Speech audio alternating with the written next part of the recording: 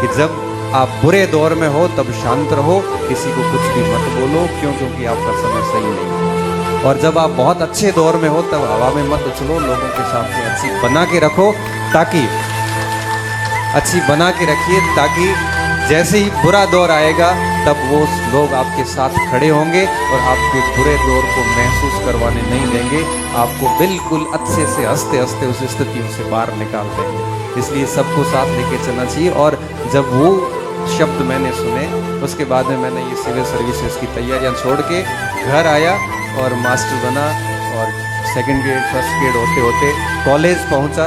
और मुझे लगता है कि वो सब जो कुछ भी हुआ ठीक ही हुआ, और उसी की बदौलत है कि मैं आज यहाँ खड़ा हूँ और मुझे मेरे सीनियर जो वरिष्ठ जन है उनके सामने बोलने का अवसर मिलता है। इससे बड़ा सौभाग्यशाली व्यक्ति कोई नहीं हो सकता।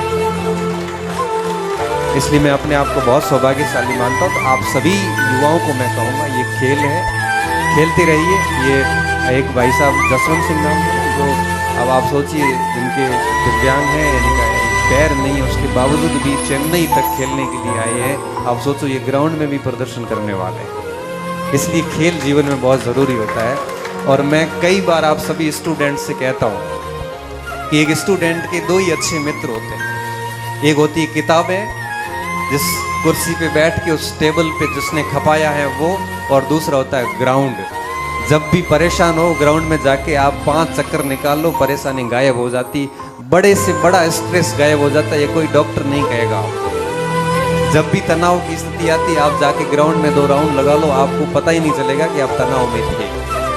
और जिस विद्यार्थी ने इन दोनों को सच्चा दोस्त बना लिया, वो विद्यार्थी जीवन में अच्छे गेम्स भी खेलेगा और साथ में अच्छे से अच्छी जगह भी जाएगा। जितना वो अपने आप को डिजर्व बनाएगा वहाँ पे वो पहुँचेगा और समाज, परिवार, गांव सबका नाम वो रोशन करेगा। इसलिए गेम्स खेलते रहिए। तीसरी बात मैं कहना चाहूँगा आप सभी को, गेम्स के बारे में मेरा एक सिंपल सा जो थॉट है वो ये है कि आगे आपके मैच होने वाले हैं 18 तारीख तक। कई सारे लीग मैच भी होंगे, सेमीफाइनल भी होंगे, फाइनल भी होगा, बहुत सारे गेम होंगे। मैं यहाँ पे एक लाइन में पूरी गेम्स को मैं एक लाइन में समअप करना चाहूँगा, ध्यान से सुनना, कि कोई भी खिलाड़ी हारता नहीं है। या तो वो जीतता है या वो सीखता है, या तो वो जीतता है या वो सीखता है। 2 टीमें जब खेलती है तो एक जीतेगी और दूसरा ये सीखेगी कि मेरे में कमियां हैं, और जस्ट नेक्स्ट मैच में अगर उन कमियों पे काम करेंगे तो वो भी जीतेंगे और हारने वाली टीम सीखेगी। वो बेसिकली हारती नहीं है। हार की जगह मुझे लगता है सीखना नाम दे देना चाहिए। कोई नहीं हारता है, हार शब्द ही गलत है। इसलिए बड़ी खेल भावना के साथ में खेलना। आप समाज का प्रतिनिधित्व कर रहे हो, आप आनंद लेने के लिए आए हैं, लड़ाई झगड़े कुछ नहीं करने हैं, मस्त खेलिए। जीत जाते हो बेस्ट है, अगर कहीं सीखने का मौका मिले तो सीखते जाओ और आगे बढ़ते जाओ। इससे बढ़िया कुछ नहीं हो सकता। और हम कितने सौभाग्यशाली हैं कि आप सभी को कहाँ कहाँ से, बाड़मेर से, जालौर से, जोधपुर से, चेन्नई में खेलने का अवसर मिल रहा है, ग्राउंड की फीलिंग लेने का अवसर मिल रहा है, लेदर बॉल, वाइट बॉल खेलने से अवसर मिल रहा है, और बढ़िया व्यवस्थाओं के साथ में वो भी। तो इसका एंजॉय करिए। मैं पूरे इस चेन्नई समाज का वास्तव में एक धन्यवाद भी दूंगा, क्योंकि क्रिकेट महज एक माध्यम है। ध्यान रखना, क्रिकेट महज एक माध्यम है, असली उद्देश्य है तो समाज में समागम और एकता स्थापित करना है। क्रिकेट महज एक माध्यम है। यहाँ पे क्रिकेट की जगह वॉलीबॉल भी हो सकता था, वॉलीबॉल हो सकता था, बास्केट हो सकता था, हॉकी हो सकता था। मैं कह रहा हूँ खेल सिर्फ एक माध्यम है, असली जो मकसद है वो हमारे सभी समाज बंधुओं को एक करना है और समागम करना है, गेट टुगेदर जैसे इंग्लिश में कहते हैं, वो करना है। तो हमें उन्हीं उद्देश्यों का ध्यान में रखना है और अच्छे से अच्छी अपनी खेल की प्रतिभा को दर्शाना है। और इसके साथ साथ मैं इस टीम को इसलिए भी शुक्रिया करूँगा कि 1997 में हमारी राजधानी कह सकते हो, हमारा सबसे पवित्र स्थान कह सकते हो, आसोतरा से जो मसाल जली थी वो मसाल निरंतर आगे से आगे बढ़ती बढ़ती अब मसाल चेन्नई समाज ने थामी है, और ये मसाल और अत्यधिक ज्वलित प्रवाह के साथ में आगे बढ़ेगी, ऐसी मैं उम्मीद करता हूँ। अभी आप सभी थके हुए हैं और अभी आप आराम से भोजन वोजन करेंगे और कल से आप खेल का आनंद लीजिए।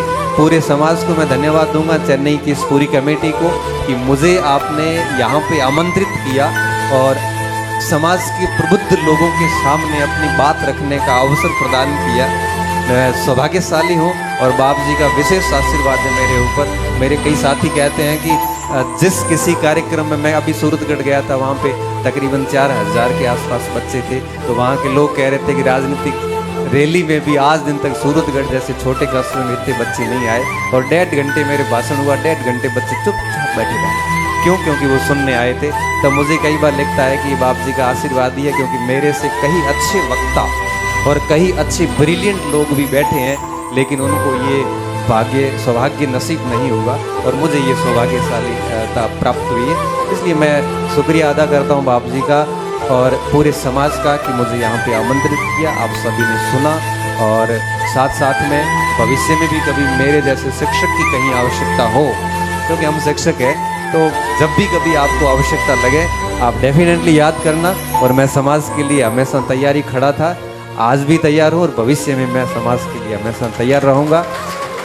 क्योंकि कहते हैं कि जो व्यक्ति, जिस तरह से कोई पतंग उड़ता है और पतंग की डोरी काट दी जाती है, वो पतंग अपने रास्ते भटक जाता है और वो पतंग बर्बाद हो जाता है, पतंग लूट लिया जाता है। उसी तरह से जब व्यक्ति समाज से कट जाता है, जब व्यक्ति की सांस्कृतिक जड़ें कट जाती है, वो व्यक्ति भटक जाएगा, वो व्यक्ति नष्ट हो जाएगा एक दिन। इसलिए समाज से हमेशा जुड़े रहना। ये समाज, आप पतंग है और समाज वो डोर है जो आपको बांधे हुए बैठी है। तो मैं आप सभी से यही उम्मीद रखूंगा कि हमेशा आप समाज का साथ देंगे, समाज से जुड़े रहेंगे और इस समाज का नाम और रोशन करेंगे। जय हिंद, जय भारत।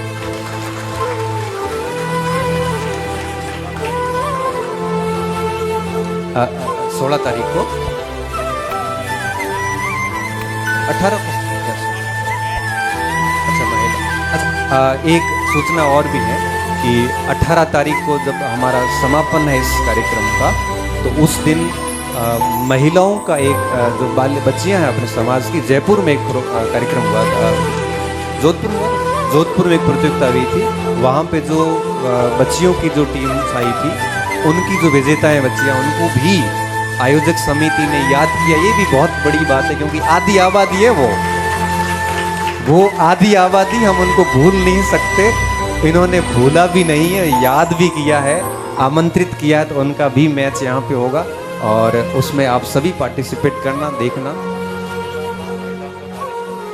और साथ में ये इसी, हाँ सर, आप ये चीज़ और बढ़िया बताओगे।